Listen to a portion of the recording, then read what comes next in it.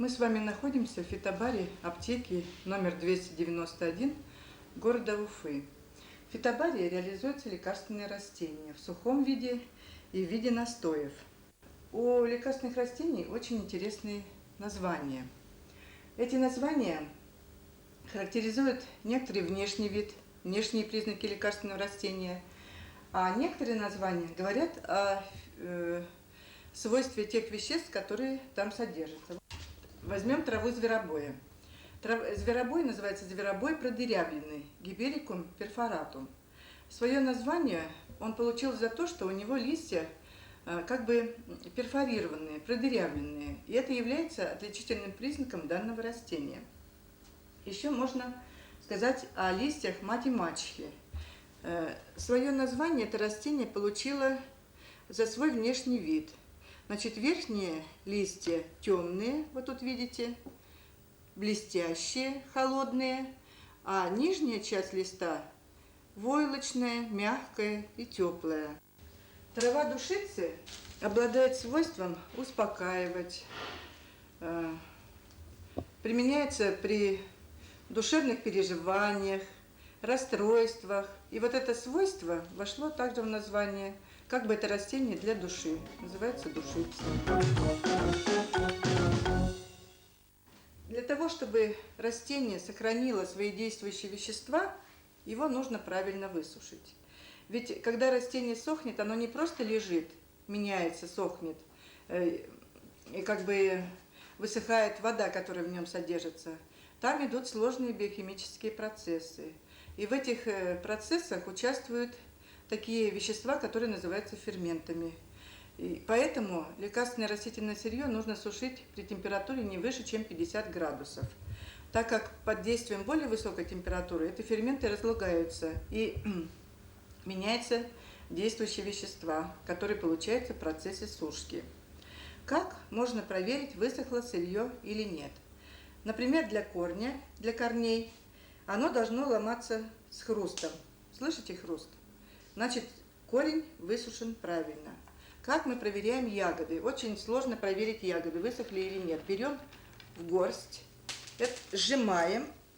Если, когда обратно высыпаешь ягоды, они не собираются в кучку, рассыпаются вот по листочку бумаги, значит, они высушены правильно.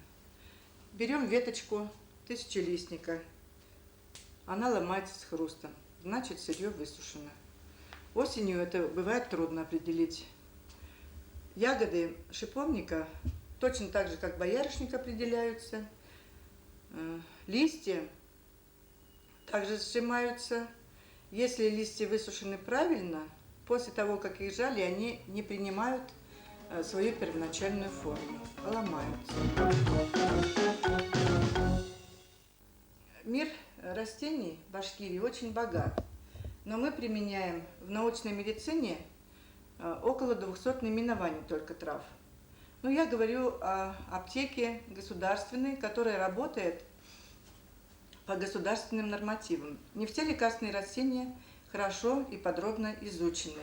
Нужно обратить внимание, что есть такие растения, которые содержат очень сильные активные вещества. Это такие растения, например, как адонис, наперстянка. Они содержат сердечные гликозиды, которые в организме при неправильном длительном употреблении накапливаются и вместо лечебного эффекта могут оказать отрицательный эффект.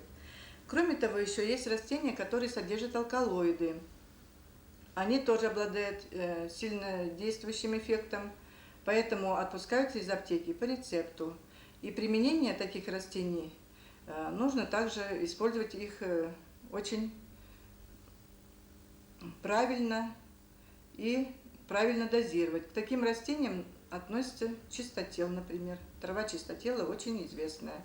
Поэтому внутрь употреблять его очень нужно осторожно, особенно детям.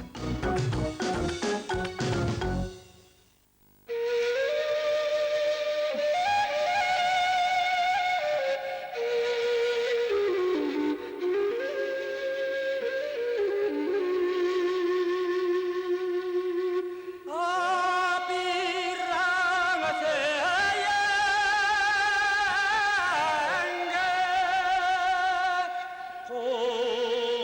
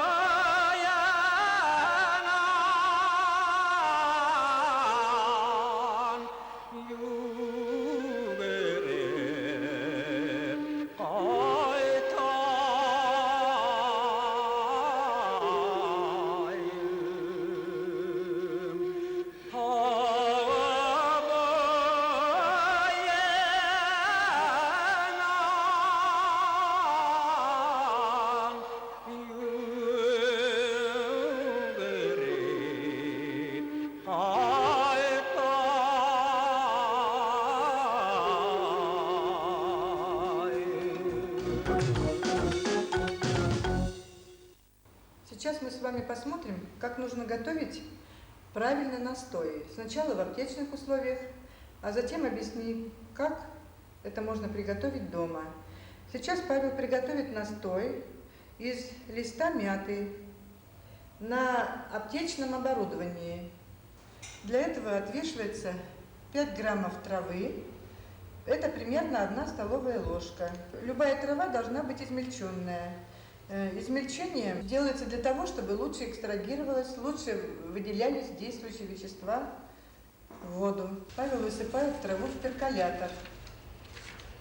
Перколятор потом ставится в инфундирный стакан. Инфундирный аппарат должен кипеть 15 минут. После этого стакан будет убираться на стол и на столе настаиваться 45 минут.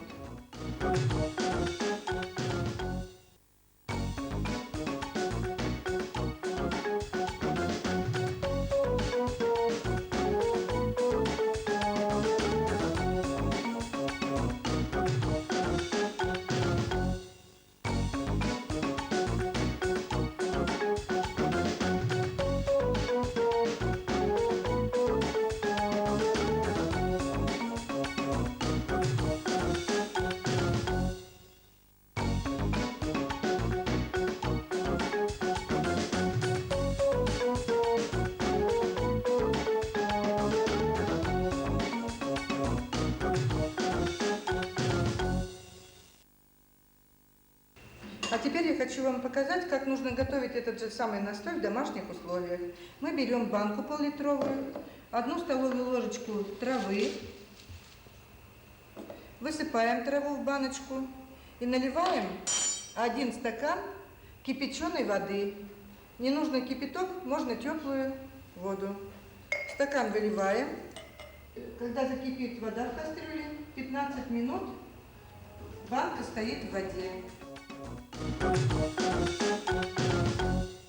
После того, как настой постоял 45 минут на столе, его нужно обязательно процедить. Процесс процеживания необходим, так как если трава будет находиться долго в этом настое, значит, действующие вещества, которые вышли в воду, будут обратно всасываться в траву. Поэтому обязательно нужно раствор процедить. Вот так вот дома вы можете приготовить настой. У него получился полный стакан.